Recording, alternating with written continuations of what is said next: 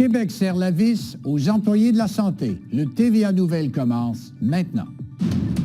Vaccination, sinon suspension sans solde. On se questionne. Il y a tellement de problématiques de personnel. Prêt en otage les professionnels en soins. De les forcer, oui, ça peut changer quelque chose. Qu'est-ce que ça va donner? Voilà, on va faire nos prières. Tous les intervenants de la santé et des services sociaux devront être vaccinés, autant ceux du public que du privé. Mesdames, Messieurs, bonsoir. On vient de l'entendre, le gouvernement Legault rend la vaccination obligatoire à tous les travailleurs de la santé. Les récalcitrants seront suspendus sans salaire. Et Catherine, une annonce qui fait réagir les syndicats de la région.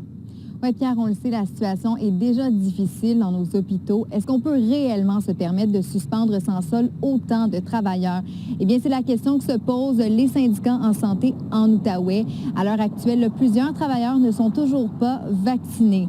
En date d'aujourd'hui, 91,8 % des employés du CISO ont reçu une seule dose et 86,7 % ont reçu les 2 doses. Ce qui veut dire qu'il y a quand même 13,3 % des travailleurs de la santé qui ne sont pas adéquatement vaccinés. Le fait que le gouvernement ait opté pour cette approche inquiète les syndicats. Ceux qui ont décidé de ne pas être vaccinés, c'est leur choix.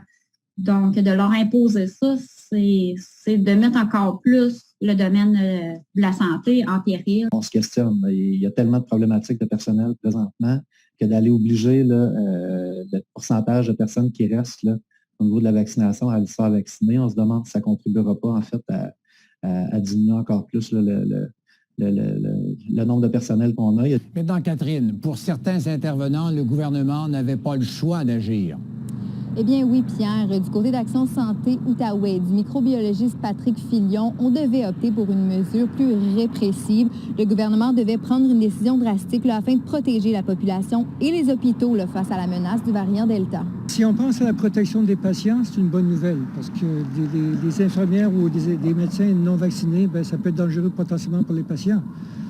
Par contre, s'il y a un paquet d'infirmières qui partent parce qu'ils ne veulent pas se faire vacciner, là, les patients vont avoir un problème de toute façon. Alors, on ne sort pas gagnant d'un bord ou de l'autre. Qu'on ait à forcer, c'est un petit peu dommage, mais je crois que si on veut encore une fois protéger tout le monde et maintenir une certaine forme de normalité, on se doit de faire de prendre ce genre de décision-là. Québec a également indiqué que le passeport vaccinal sera maintenant nécessaire pour aller visiter un patient dans les hôpitaux. Merci beaucoup, Catherine. Au revoir.